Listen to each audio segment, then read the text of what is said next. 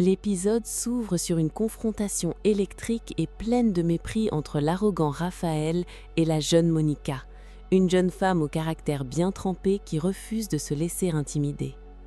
Face à cet homme puissant qui l'accuse de manquer de respect envers ses supérieurs et de n'avoir pas reçu une éducation digne de ce nom de la part d'un père, Monica réplique avec une ferveur désarmante.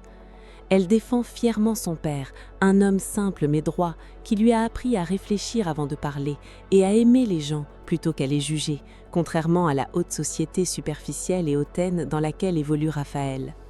Blessé dans son orgueil, Raphaël tente de clore la discussion par une insulte déguisée, comparant Monica à un singe vêtu de soie qui restera toujours un singe, avant de s'éloigner d'un pas méprisant.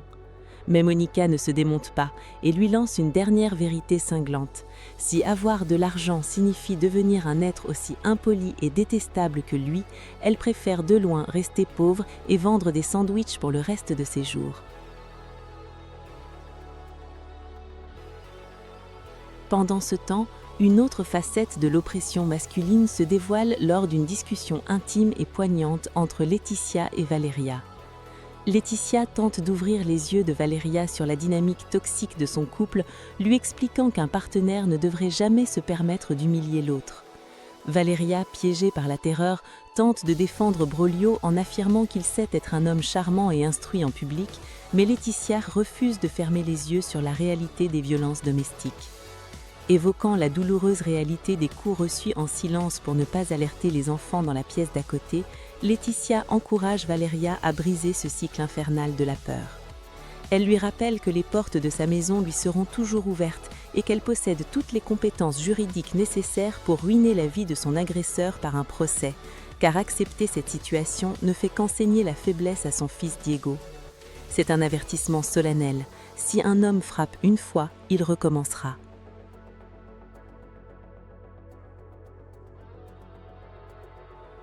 Ailleurs, la redoutable Altagracia Sandoval est entièrement consumée par ses sombres désirs de vengeance. Alors que Broglio tente de rationaliser un rendez-vous manqué avec un certain Cespedes, Altagracia révèle la froideur de son plan machiavélique.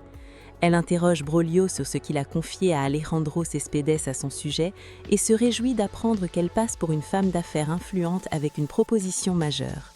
Pour Altagracia, la discrétion est primordiale, car moins le monde en saura sur nos interactions, moins il y aura de questions à se poser lorsque l'homme disparaîtra définitivement. Sa vengeance reste implacable et elle décide de surprendre sa cible en s'invitant directement dans son emploi du temps bien gardé.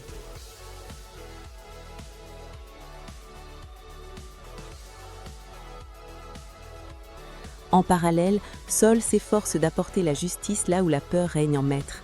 Il rencontre Erika, une femme profondément traumatisée par les abus de son mari, et tente de la convaincre de porter plainte officiellement.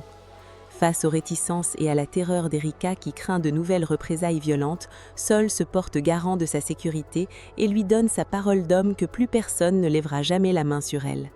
Il l'exhorte à utiliser sa colère comme un moteur pour protéger non seulement sa propre vie, mais aussi l'avenir de ses filles, car le silence ne fait que protéger les bourreaux. Cette scène de courage écho à l'inquiétude grandissante de la mère de Sol qui se confie à son mari Jaime sur l'état de tension extrême de leur fils, lequel refuse de partager ses secrets. La nostalgie s'invite brièvement dans leur foyer lorsqu'ils évoquent Ximena, partie pour Madrid, mais l'urgence du présent reprend vite le dessus. Sol raccompagne Erika qui a finalement trouvé la force de signer sa déposition. Daniel félicite chaleureusement l'avocat pour sa passion et son dévouement, tout en lui glissant un conseil précieux. Ce métier demande tellement de sacrifices qu'il ne faut jamais négliger sa vie personnelle et les personnes qui nous aiment. Pendant ce temps, Monica cache ses nouveaux vêtements chez Yesenia pour éviter les questions soupçonneuses de son père. Elle confie avoir sauvé Altagracia d'une agression de rue, ce qui lui a valu ses cadeaux somptueux. Bien que Yesenia la mette en garde contre la superficialité de la Donia, Monica admet qu'elle ressent toujours des sentiments pour Sol, tout en étant désormais certaine qu'Altagracia est la femme dont Sol est éperdument amoureux. La tension politique monte d'un cran lorsque les alliés de Broglio lui reprochent son tempérament agressif et impulsif, exigeant un changement radical d'attitude s'il veut obtenir le soutien du parti et succéder à Felipe au Congrès. Broglio, fidèle à soi-même, suggère d'utiliser la corruption ou la menace électorale pour forcer les représentants à s'aligner à ses ambitions.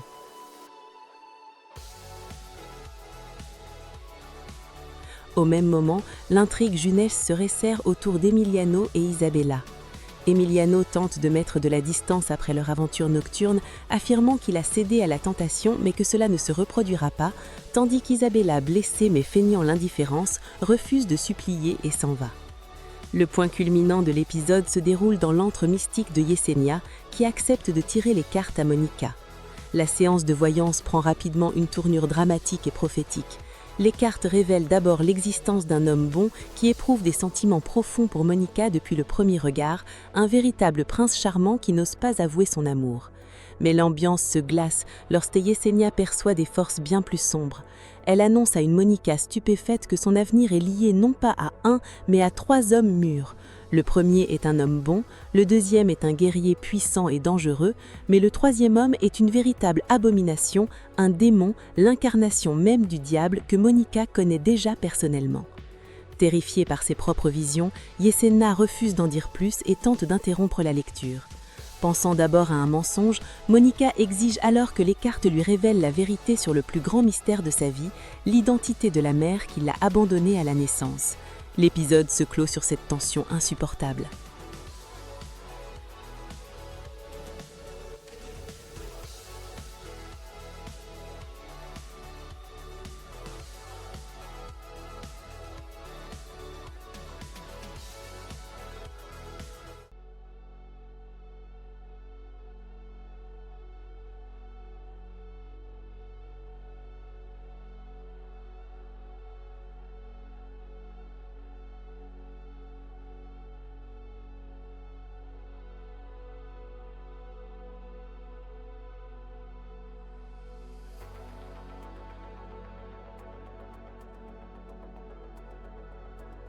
Un être aussi impoli et détestable que lui, elle préfère de loin majeure.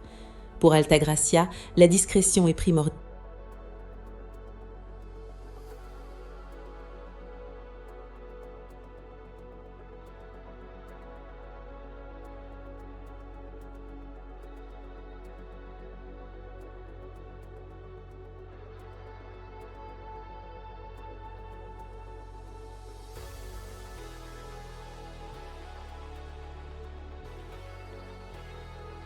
Pendant ce temps,